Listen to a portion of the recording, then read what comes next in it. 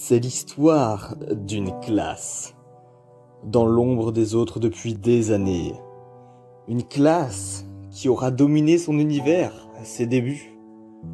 Pourtant, son pouvoir n'est pas à remettre en cause. Le monde doit connaître la puissance des Rangers.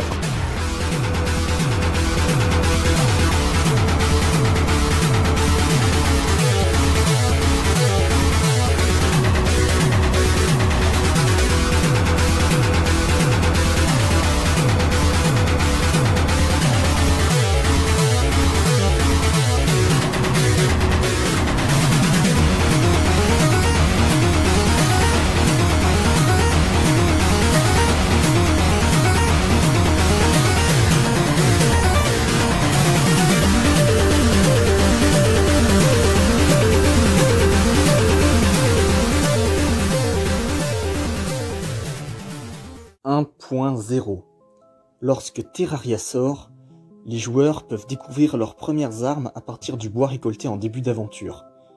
Le premier choix de classe se fait à ce moment-là. Une épée ou un arc. Les arcs sont les premières armes de distance disponibles du jeu. Ils consomment des flèches, projectiles de base soumis à la gravité. Les différents métaux peuvent aussi être utilisés pour craft de meilleurs arcs. Exactement comme pour les épées, la qualité de l'arc dépend de celle du métal utilisé. Toujours dans le même ordre du plus faible au plus puissant, cuivre, fer, argent et or. Vous connaissez peut-être les variantes étain, plomb, tungstène et platine, mais ceux-ci n'apparaîtront qu'en 1.2. La démonite et la pierre infernale permettent aussi de craft leur arc spécifique. Forcément, l'arc des enfers, la Molten Fury, est de loin le meilleur arc du jeu. En plus de posséder des gros dégâts de base, il a la capacité de transformer les flèches de bois en flèches enflammées. Les flèches enflammées sont des variantes de celles de base. Elles sont plus puissantes et brûlent les monstres. Il est possible d'en fabriquer directement avec des torches. Mais il ne s'agit pas du seul type de flèche alternatif. Les flèches profanes et les flèches du bouffon transpercent les monstres, ce qui permet d'en toucher beaucoup plus en un seul tir. Les flèches du bouffon sont très chères, elles demandent des étoiles filantes pour être fabriquées, mais ce sont de loin les meilleures flèches disponibles. Mais là où ça devient compliqué, c'est que les arcs ne sont pas les seuls types d'armes à distance, il y a aussi les guns. Les guns sont moins nombreux que les arcs, et on ne peut pas les craft avec des métaux de base. Ils consomment des balles qui, elles, ne sont pas soumises à la gravité. Le premier gun obtensible est le mousquet, une arme lente qui fait de bons dégâts. Bien qu'il recevra un grand nombre de buffs dans le futur, il est déjà considéré comme étant une sorte d'équivalent aux arcs de niveau moyen en termes de puissance. On trouve ensuite le pistolet à silex chez le vendeur d'armes, ainsi que le pistolet dans le donjon. Le pistolet peut être amélioré avec des lingots de pierre infernale afin d'obtenir un Phoenix Blaster, une arme très rapide et très puissante. On pourrait naturellement s'attendre à ce que ce soit le meilleur gun du jeu, à la manière des autres armes des enfers. Mais non, ça serait oublier l'existence d'un petit requin. Trop cool, c'est le nom du succès déverrouillé lorsqu'on obtient le Mini Shark. Des dégâts de base très faibles mais une vitesse démentielle. Certes, l'arme est très chère, mais en 1.0, en plus d'être le meilleur gun, il s'agit de la meilleure arme de distance et probablement du jeu tout entier. Enfin, pas tout à fait. Il y a bien un gun encore plus puissant, mais totalement inutilisable. Le Star Cannon, qui utilise d'ailleurs le Mini Shark dans sa table de craft. Une arme rapide aux dégâts de base absolument immenses. 75 de base damage en 1.0 pour une arme de distance rapide. Je rappelle que la meilleure arme de mêlée ne possède que 34 de dégâts. Mais cette toute puissance a un prix. Les munitions utilisées par cette arme sont des étoiles filantes. Et les étoiles filantes, en plus d'être assez rares en 1.0, sont beaucoup plus précieuses qu'actuellement pour bon nombre de crafts. Par exemple, depuis la 1.3, il ne faut plus que 27 étoiles pour avoir le maximum de mana, alors qu'il en fallait 100 en 1.1. Pour rester sur les munitions, les lingots de météorites permettent de craft des balles en météorites. En plus de traverser les monstres, elles ont la particularité de pouvoir rebondir sur les surfaces solides. Ça fait déjà beaucoup d'informations pour la 1.0, mais c'est pas terminé. Il y a aussi les armes de lancer. Les shurikens, les boules à pointe et les grenades sont des armes de distance consommables, comme si elles étaient leurs propres munitions. Les bombes et les dynamites en font aussi partie, bien qu'elles détruisent aussi les blocs. Au niveau des armures, aucune ne procure de boost spécifique aux armes de distance. Les classes n'existent pas encore et seule la vitesse de corps à corps peut être améliorée. On privilégiera donc l'armure en fusion pour son énorme défense, ou l'armure nécro pour les boosts de vitesse. aucun accessoire destiné aux armes de distance n'existe. Le meilleur set est donc la Molten Armor, avec comme arme la Molten Fury avec des flèches du bouffon, et comme gun, le Mini Shark avec des balles de mousquet de base. Les balles de météorite n'étant pas adaptées à une arme aussi rapide, à cause de leur frame d'invincibilité donné par les balles perçantes qui doivent d'abord ressortir de leur cible avant de pouvoir à nouveau infliger des dégâts. Mais tout ça c'est que le début. 1.0.2, l'arrivée des bombes collantes, et rien d'autre à noter. 1.0.3, nouveau design pour pas mal d'armures. 1.0.5, grosse mise à jour. 2 nouveaux guns uniques font leur apparition. Tout d'abord, la Sarbacane. C'est une arme de distance en tout début d'aventure qui utilise des graines comme munitions. La sableuse fait aussi son arrivée. Il s'agit concrètement d'une blague des développeurs. Dans Terraria, le sable fait des dégâts lorsqu'il tombe sur un joueur. Et dès les vidéos de présentation de la bêta du jeu, Redigit et Blue, les deux créateurs de Terraria, s'amusent beaucoup sur le fait que le sable est trop puissant. Hang on a second, I wanna,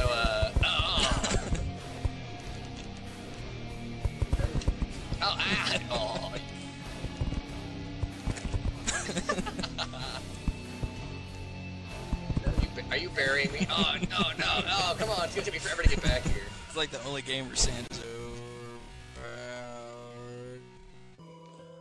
La sableuse est une arme très puissante, elle utilise des blocs de sable en munitions, ce qui les place d'ailleurs sur le terrain si aucune cible n'a été touchée. Cependant, il s'agit d'une des armes les plus chères du jeu. Elle demande, pour être fabriquée, des pièces d'armes illégales qui ne peuvent être achetées aux vendeurs d'armes que lors des nouvelles lunes pour une pièce de platine, soit l'équivalent de 100 pièces d'or. Il y a aussi des nouvelles munitions. Pour les arcs, les flèches de l'enfer, qui explosent au contact des monstres. Ce sont les nouvelles meilleures flèches. Pour les guns, c'est l'arrivée des balles en argent. Une version améliorée des balles de mousquet avec des lingots d'argent. De la même manière, les balles en météorite sont à présent une amélioration des balles de mousquet. Le jeu introduit également les couteaux de lancer en armes de lancer. Ils peuvent être améliorés en couteaux empoisonnés avec de la poudre infecte. Et enfin, la mise à jour rééquilibre pas mal d'armes comme le mousquet ou le Star Cannon. 1.0.6, mise à jour très importante, la séparation des classes.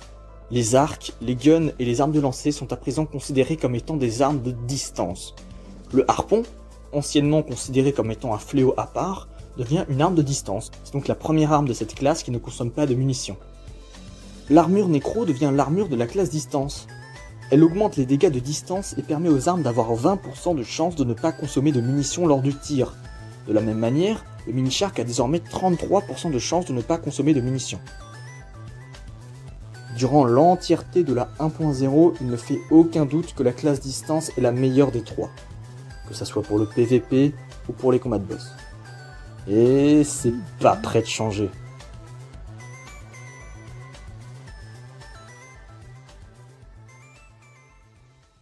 « 1.1 » Le hard mode. C'est assez amusant de voir à quel point le hard mode essayait à la base de juste se démarquer en faisant une version plus forte de tout ce qui existait déjà. Le meilleur exemple pour illustrer ça, c'est les arbalètes. Concrètement, une arbalète, ça semble juste être un arc en mieux. Et c'est pour cette raison que les arcs ont été remplacés par des arbalètes en hard mode. Donc ouais, avec les 3 nouveaux métaux, cobalt, mithril et adamantine, il est possible de fabriquer des arbalètes. Ça fonctionne comme les arcs, ça utilise les mêmes munitions que les arcs, mais ça fait plus hard mode.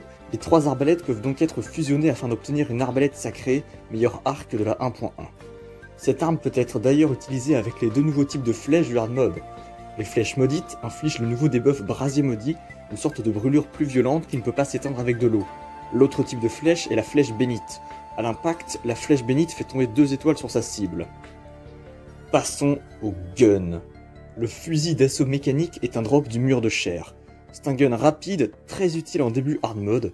On peut l'assimiler à une sorte d'amélioration du Mini Shark. Un peu plus lent mais avec des dégâts de base bien plus conséquents.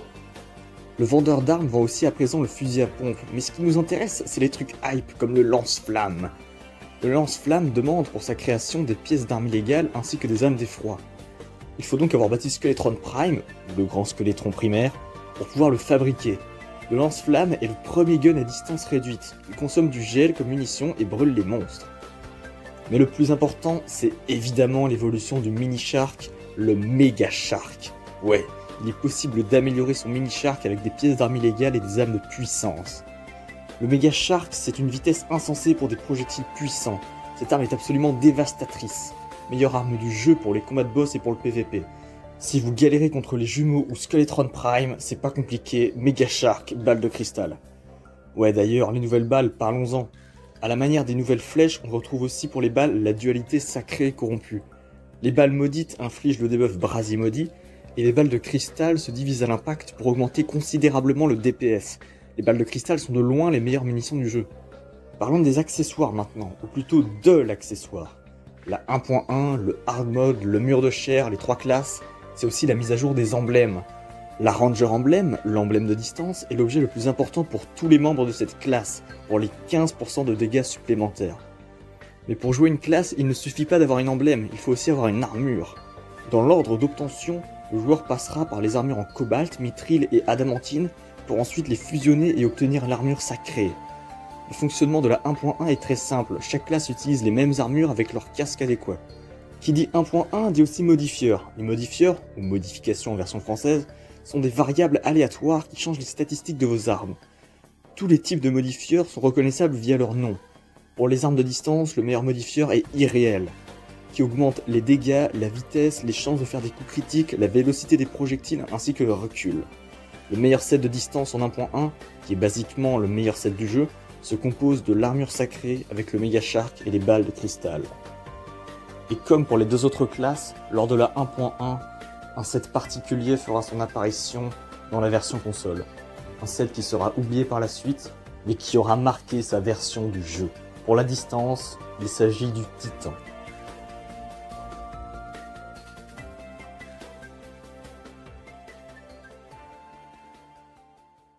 Console Old Gen. Les ajouts de la version console Old Gen concernant la distance sont assez intéressants. 2 nouvelles armes, pas de gun, mais un arc et une arbalète. Le Charanga et l'arbalète de Vulcain. Mais tout en suivant la logique de la 1.1. Le Charanga, bien que très puissant, reste qu'un arc, donc une arme du pré-hard mode. Là où l'arbalète de Vulcain possède bien le titre de meilleure arbalète, donc du meilleur arc du jeu. Le Charanga est une fusion de 2 Molten Fury, avec des lingots de pierres infernales. Un arc vraiment puissant, qui transforme les flèches de base en flèches spectrales. Les flèches spectrales sont des versions plus puissantes des flèches maudites. Le deuxième nouveau type de flèche, c'est les éclairs de Vulcain. Aussi une amélioration d'une ancienne flèche, et cette fois des flèches de l'enfer. C'est d'ailleurs les projectiles qui sont créés automatiquement par l'arbalète de Vulcain. Une excellente arbalète, fusion de toutes celles existantes avec des armes du fléau. Au crâne, le boss final de cette version doit donc avoir été vaincu pour que cette arme soit obtensible. Pour ce qui est des 3 armures finales surpuissantes, celle de distance, c'est l'armure de Titan. 30% de dégâts de distance, 48% de chance de ne pas consommer de munitions à chaque tir, 10% de vitesse de déplacement et 20% de chance de crit. Cette armure, avec le Mega Shark et des balles de cristal, est un set juste beaucoup trop puissant pour la 1.1. La classe distance est plus que jamais au-dessus des autres. Mais une mise à jour majeure est déjà proche. La fantaisie arrive avec la 1.2. 1.2. La 1.2, c'est la mise à jour de la variété. Des tas d'alternatives pour les monstres, les métaux, le bois et même la corruption. En plus de faire continuer l'aventure dans le hard mode, cette mise à jour apporte donc tout autant de nouveaux éléments pour le pré-hard mode. On a du boulot. On retrouve tout d'abord des versions alternatives de l'arc en bois pour chaque type de biome de surface. Les 4 nouveaux métaux de base permettent aussi de faire leurs nouveaux arcs. Et ça compte aussi pour le Crimson, le nouveau biome maléfique contrepartie de la corruption. Dans ce biome, on ne trouve pas de démonite mais de la karmitane. L'arc tendon peut être fabriqué avec. Il se démarque par ses gros dégâts de base, bien supérieurs à ceux de l'arc démoniaque de la corruption. Pour le hard mode, c'est très intéressant. À part pour les nouvelles variantes de métaux, on ne retrouve qu'une seule nouvelle arbalète. L'arbalète en chlorophyte, le nouveau métal post-boss mécanique, qui a la particularité d'envoyer entre 2 et 4 flèches à chaque tir. Les joueurs ne la savent pas encore à ce moment-là, mais ça sera la toute dernière arbalète classique implémentée dans le jeu. Par contre, 2 arcs vont leur arriver dans le hard mode. C'est la première fois qu'on a de vrais arcs dans le hard mode. Il s'agit du Marrow et de l'arc de glace. C'est les premiers arcs du jeu à créer des projectiles uniques. Les flèches en os et les flèches de givre qui possèdent chacune une grande vélocité, ce qui en fait des projectiles extrêmement rapides. Il y a un peu plus de nouveautés au niveau des guns. Le pistolet à fusée est une très mauvaise arme offensive, mais permet de marquer des zones avec ses fusées lumineuses. Le croque-mort est l'alternative Crimson du mousquet, plus faible mais plus rapide. Le canon à neige qui consomme des boules de neige en munitions. La sarbe à feu est l'évolution directe de la sarbe à canne.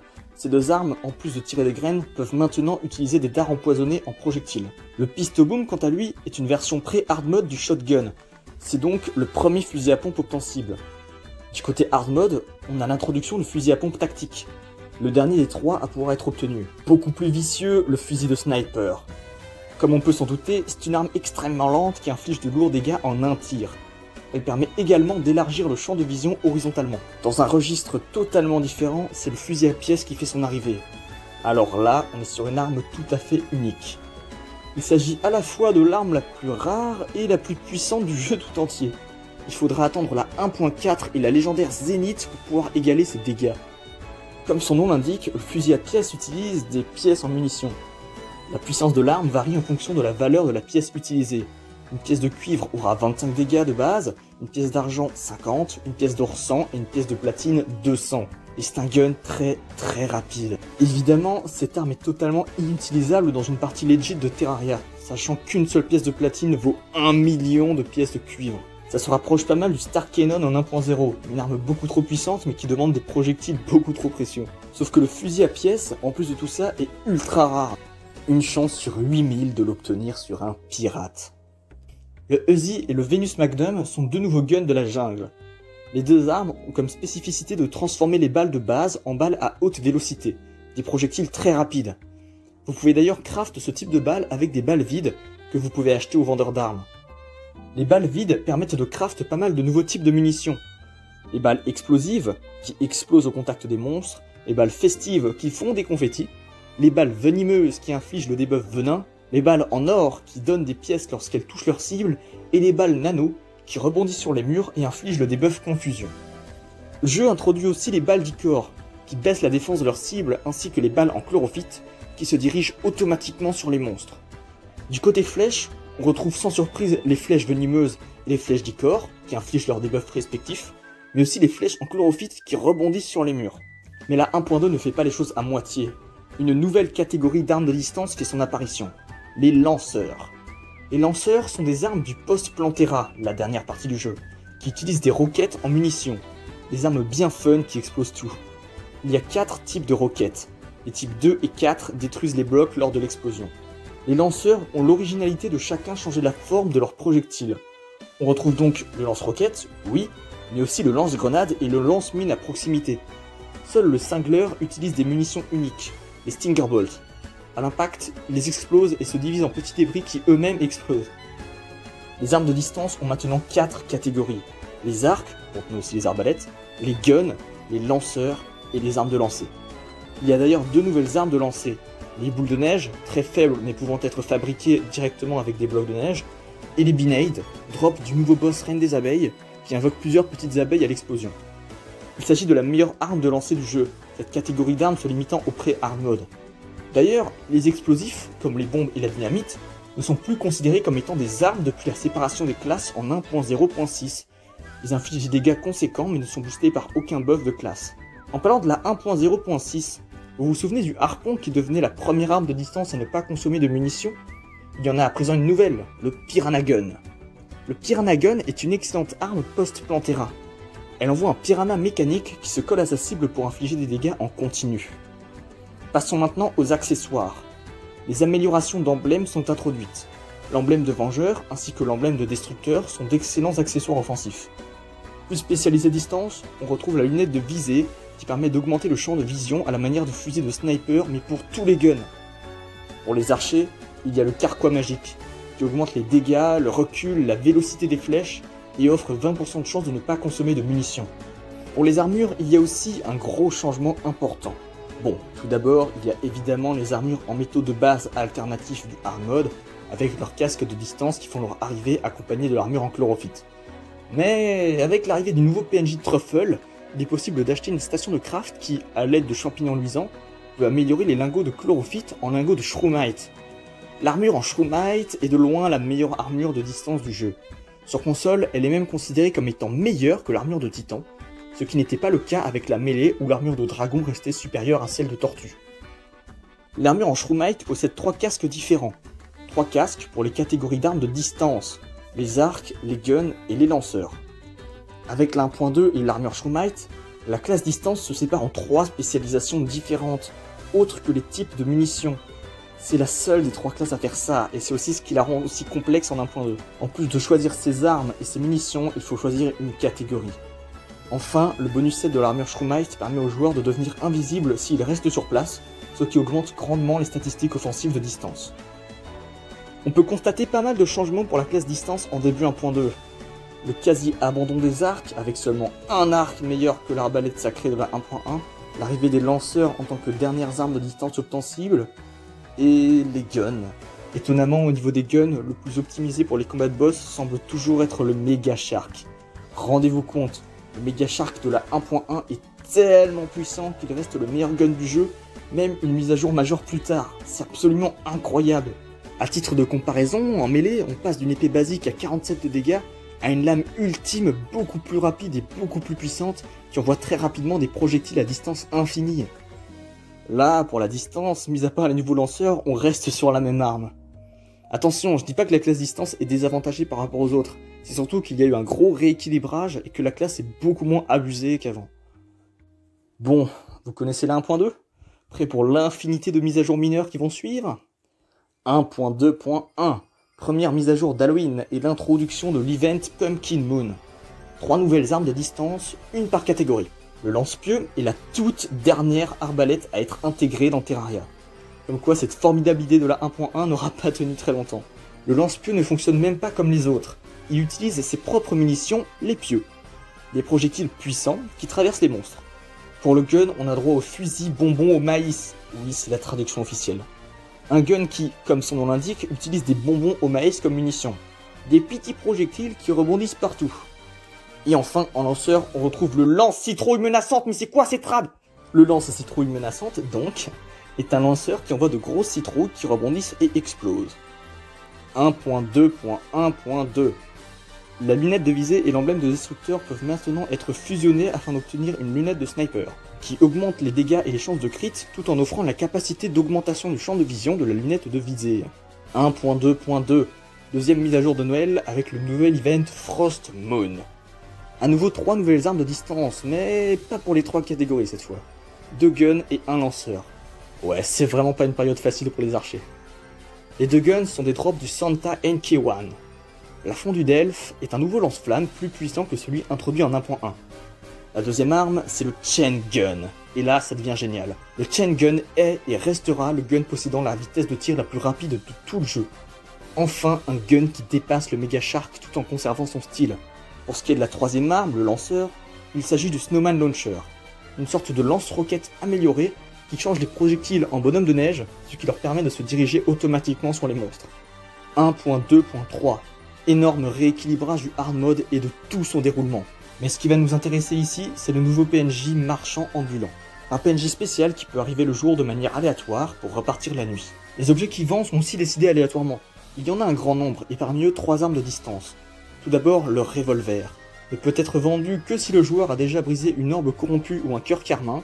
Cette arme est une sorte d'entre-deux du mousquet et du pistolet. Ensuite, nous avons le Gatligator. Certes extrêmement rare, cette arme peut être vendue dès le début du hard mode. C'est une sorte de mini chain gun. Il peut être une excellente alternative au fusil d'assaut mécanique en attendant d'obtenir le Mega Shark. Et enfin, le plus symbolique, l'arrivée d'un nouvel arc post-Plantera. C'est juste incroyable. Il n'y avait pas eu d'arc supérieur aux arbalètes depuis la 1.1. Et c'est maintenant le cas. L'arc à impulsion, très puissant et rapide, cet arc crée des flèches uniques à haute vélocité qui traversent les monstres et rebondissent sur les murs. D'ailleurs, l'arc a un design qui fait clairement penser aux équipements en Shroomite. Un beau message pour ce retour triomphant des arcs. Et ça ne fait que commencer. Cette mise à jour apporte aussi la boîte de munitions, une station qui offre 20% de chance de conserver ses munitions lors de l'utilisation des armes. 1.2.4 Les minecarts, la pêche et de nouvelles potions. La potion de munitions offre un buff parfaitement similaire à celui de la boîte de munitions. Les deux peuvent donc être utilisés en même temps. Ça sera la dernière potion du jeu concernant les armes de distance, avec la potion d'archerie de la 1.0.5. Les mises à jour 1.2.1 et 1.2.2 apportaient déjà leur nouveau type d'arme de lancer en rapport avec leur saison. Mais cette fois, en 1.2.4, c'est carrément le cocktail Molotov qui est introduit. Il crée une grosse explosion à l'impact qui brûle les monstres à proximité. C'est probablement la nouvelle meilleure arme de lancer du jeu, notamment très efficace pour venir à bout du mur de chair. Mais la 1.2.4, c'est aussi et surtout l'arrivée de Duke Fishron, le boss le plus puissant du jeu. Parmi ses drops, le Tsunami. Un nouvel arc surpuissant. Le Tsunami, il tire 5 flèches d'un coup pour des dégâts de base de 60. C'est vraiment très fort. Une nouvelle fois, un arc débarque avec une mécanique unique pour enterrer l'existence des arbalètes. Et vous allez voir que ça sera comme ça à chaque mise à jour. Au final, il aura fallu attendre les mises à jour mineures pour que la classe distance obtienne réellement des nouvelles armes plus puissantes que le Mega Shark. Mais c'est maintenant chose faite. Et ne vous inquiétez pas du changement, il va encore y en avoir. 1.3 30 juin 2015, cela fait plus de 4 ans que le jeu est sorti. Il est peut-être temps de tirer une conclusion à cette formidable aventure. Mais avant d'affronter l'apocalypse, passons déjà sur les nouveaux ajouts concernant nos armes de distance. En pré-hard mode, 2 nouveaux arcs débarquent.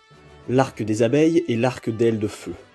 Les deux transforment les flèches de bois en flèches uniques. Une première pour le pré-hard mode. L'arc des abeilles tire des abeilles en ligne droite qui s'éparpillent à l'impact. L'arc d'aile de feu, lui, tire des chauves-souris enflammées très rapidement, mais de manière assez imprécise. Avec la Molten Fury et le Charanga, ça fait pas moins de 3 arcs pré-hard mode qui viennent du biome enfer. Le hard mode nous fait découvrir l'arc tonnerre de Dédale, un arc sacré qui invoque des pluies de flèches. Mais la lumière n'existe jamais sans une part de ténèbres. L'arc en flamme d'ombre convertit ses flèches en flèches de flamme d'ombre. Des projectiles lents qui transpercent leur cible et causent le debuff flamme d'ombre, un type de brûlure plus spécifique. Mais les réels équivalents maléfiques à l'arc tonnerre de Dédale sont les 2 guns à fléchettes corrompues. Le fusil à fléchettes pour la corruption, lent mais puissant, et le pistolet à fléchettes pour le Crimson, rapide mais plus faible. Le parallèle avec le mousquet et le croque-mort est bien visible, mais ces 2 armes ne consomment pas des balles. Ils consomment exactement les mêmes projectiles que la Sarbacane et la Sarbe-à-feu, mais de nouveaux types de fléchettes font leur arrivée. Les fléchettes de cristal, qui ricochent plusieurs fois sur les monstres proches, les fléchettes maudites, qui laissent des traînées de flammes maudites, et les fléchettes d'Icor, qui se séparent en 2 à 5 flèches, tout en infligeant leur debuff. Bien que ce sont des guns, ces 4 armes forment à elles seules une sorte de mini-catégorie d'armes de distance supplémentaires. Côté lanceur, on a aussi du nouveau. Le pistolet à clous, nouvel objet obtensible durant l'éclipse solaire. À la manière du Cingler, le pistolet à clous consomme ses propres munitions, des clous. Ils se collent à leur cible avant d'exploser. Niveau event, la 1.3 va vraiment loin. Parmi les nouveautés, un tout nouveau type d'invasion, la folie martienne. 2 drops de cet event sont des armes de distance. Le Xenopopper, c'est la définition de l'originalité. Il tire des bulles qui, elles-mêmes, explosent pour lâcher de vraies balles. C'est très particulier à utiliser. L'autre arme, c'est un lanceur, le lance-électrosphère. Un lance-roquette plus puissant qui transforme les munitions en missiles électrosphères, ce qui remplace les traditionnelles explosions par des champs électriques qui infligent des dégâts en continu. Bon, toutes ces armes avec des projectiles spécifiques, il est possible que vous soyez perdu. Il faut bien différencier les munitions uniques des munitions transformées. Reprenons l'exemple des lanceurs. Les munitions de base sont les roquettes. Il y en a plusieurs types. Maintenant, seul le lance-roquette les conserve sous cette forme. La plupart des autres lanceurs utilisent exactement les mêmes munitions, mais changent la forme de ces dernières lors de l'utilisation. Les lanceurs aux munitions uniques, quant à eux, demandent d'utiliser des munitions spécifiques autres que les roquettes, comme le Cingler qui demande des Stinger Bolt. Ça vaut aussi pour les arcs et pour les guns. Les seules armes de distance qui ne consomment pas de munitions sont les armes hors catégorie. Il y en a d'ailleurs 2 nouvelles en 1.3. Le fusil de paintball, lâché par le peintre, tire des balles de paintball directement sans consommer quoi que ce soit. En hard mode, la Toxicarp tire des bulles empoisonnées qui se dirigent automatiquement vers le haut. Mais à présent, tous les guns et arcs peuvent être utilisés avec leurs munitions de base et sans aucune restriction. Le carquois infini et le sac de munitions infini peuvent être fabriqués à partir de 4 stacks entiers de leurs munitions de base, soit 3996 flèches pour le carquois et 3996 balles pour le sac de munitions. C'est une première de pouvoir utiliser autant d'armes de distance sans se soucier des munitions. C'est particulièrement efficace pour les armes qui transforment les projectiles de base. Parallèlement, de nouvelles munitions font également leur apparition. Les flèches en os, à ne pas confondre avec les flèches uniques créées par le Marrow, sont des sortes d'entre-deux des flèches de base et des flèches profanes. Elles sont simples à obtenir et sont capables de transpercer un monstre. Mais un des plus gros changements se fait au niveau des armes de lancer. Les armes de lancer ne font plus partie des armes de distance. Elles ont à présent leur propre classe, la classe arme de lancer. Une 5ème classe bien plus mineure que les 4 principales. C'est une classe inédite au pré-hard mode, possédant 2 armures, l'armure de ninja et l'armure fossile. Un petit paquet de nouvelles armes de lancer sont aussi introduites. Les javelots, les couteaux de lancer en os, les javelots en os, les dagues sont givrées, les grenades à rebond et les grenades de joie. Mais en plus de ça, la classe obtient 2 nouvelles armes non consommables qui fonctionnent comme des armes de distance avec des munitions. Il s'agit du gant en os qui tire des os et du lance-bière qui lance des bières. Aussi étonnant que ça puisse paraître, cette classe peut s'avérer très bonne lors du pré-hard mode, avec des armes très efficaces pour venir à bout des boss, bien que le cocktail Molotov ait subi du gros nerf. Bon, mais les équipements finaux dans tout ça.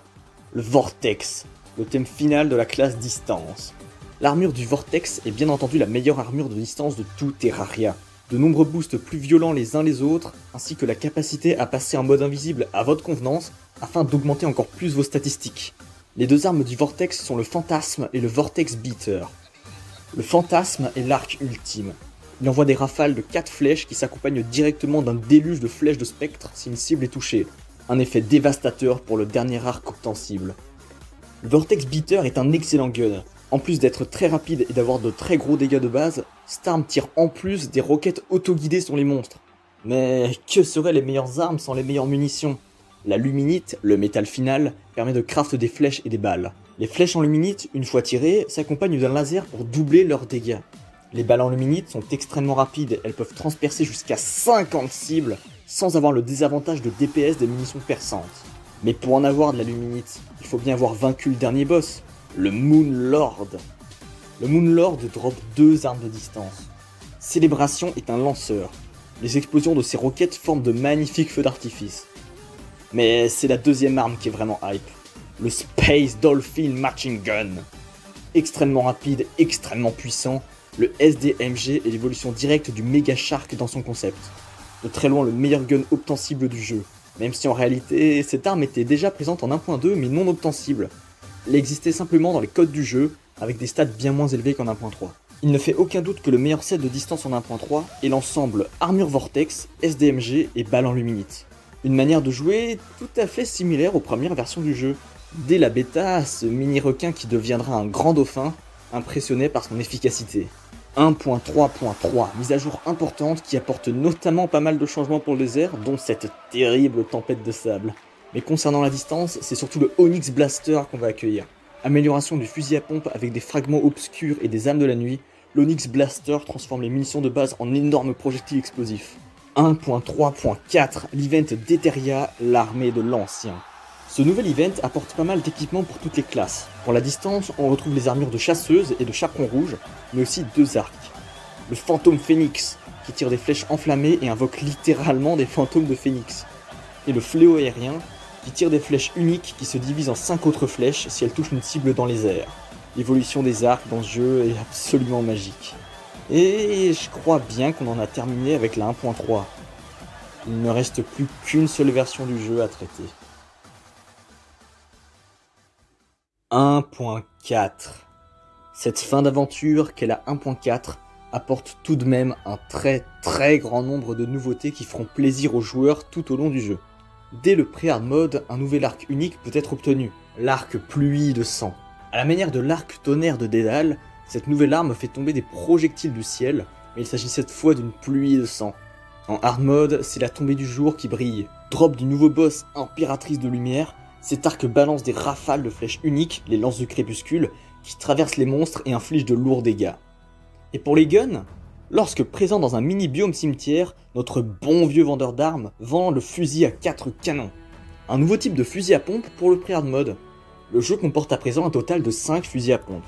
Et devinez quelle ancienne arme obtient une évolution pour le hard mode? Le Star Cannon, qui peut maintenant être amélioré en Super Star Shooter. Bien que rapidement nerf, cette arme reprend le concept de balancer des étoiles filantes, et tout en y ajoutant des petits rayons lumineux pour un maximum de DPS. Et enfin, côté lanceur, c'est Célébration MK2 qui est introduit. Alors là, c'est particulier. Célébration, l'arme de la 1.3, n'est à présent plus un drop du Moonlord. Il a été beaucoup nerf et peut être dorénavant acheté chez la fêtarde après la défaite du Golem. Célébration MK2 le remplace donc en tant que nouveau lanceur final drop du Moonlord. Ces roquettes du plus bel effet se déplacent de manière très spéciale et explosent de magnifiques feux d'artifice. Les roquettes d'ailleurs, la 1.3 en rajoute pas moins de 8 types. Les roquettes à sous-munitions, qui se divisent à l'impact en plusieurs débris explosifs, c'est assez similaire au Stinger Ball du Cingler. Les Mini-Nuke 1 et 2 sont des versions améliorées des roquettes basiques 3 et 4. Elles font plus de dégâts et créent de plus grosses explosions. Les roquettes de miel, de lave et d'eau répandent leurs liquides respectifs, là où la roquette sèche les fait disparaître. La nouvelle la plus inattendue, c'est certainement le revirement des armes de lancer en armes de distance. Ouais, la triste classe de lancer n'aura tenu que le temps de la 1.3. L'armure de fossile devient donc une armure de distance, la toute première obtensible en pré-hard mode avant même l'armure nécro. Pour finir, la 1.4 rajoute de nouvelles fusions d'accessoires. La lunette de sniper et le carquois magique peuvent être fusionnés avec l'odeur putride afin d'être moins la cible des monstres en multijoueur. Mais le carquois magique peut aussi être fusionné avec la pierre à magma afin de fusionner n'importe quelle flèche de bois en flèche enflammée. Ouais, ça y est, je crois bien qu'on en a terminé avec la distance. Cette formidable classe respectée des joueurs, inarrêtable à la sortie du jeu, qui aura su s'équilibrer au fil du temps pour être finalement au même niveau que les 4 autres. Mais pourquoi la classe semble légèrement délaissée depuis la 1.2 ? La mêlée est la classe de base. Beaucoup de joueurs s'y tournent automatiquement, surtout les débutants qui commencent le jeu sans connaître le système de classe. La magie a dominé tout Terraria pendant plus de 6 ans. Et l'invocation est la classe la plus récente qui a reçu énormément de nouveautés à chaque mise à jour majeure, ce qui lui a à chaque fois donné de nouvelles vagues de hype. Mais la distance reste dans nos cœurs. Bon nombre de joueurs continuent à l'utiliser pour affronter tous les boss avec toujours plus de difficultés. Et sa toute-puissance en 1.1 aura laissé une marque indélébile pour le début du hard mode. Même 9 ans plus tard, si vous galérez contre les jumeaux ou Skeletron Prime, Mega Shark, balle de cristal.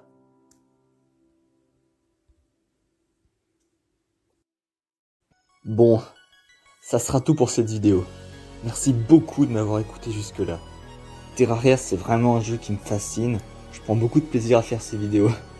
En plus, à chaque fois, je découvre des nouveaux trucs pour améliorer la qualité et tout. Cet épisode-là a été beaucoup plus loin à faire que le premier sur la mêlée, car la distance, c'est bien plus complexe, il y a plus de notions différentes. En tout cas, je suis vraiment content de l'avoir fait, c'est ma classe préférée dans le jeu. Bref, merci pour votre fidélité, pour vos retours et tout, c'est super cool. On se retrouve normalement la prochaine fois pour parler de la magie. À bientôt les potes.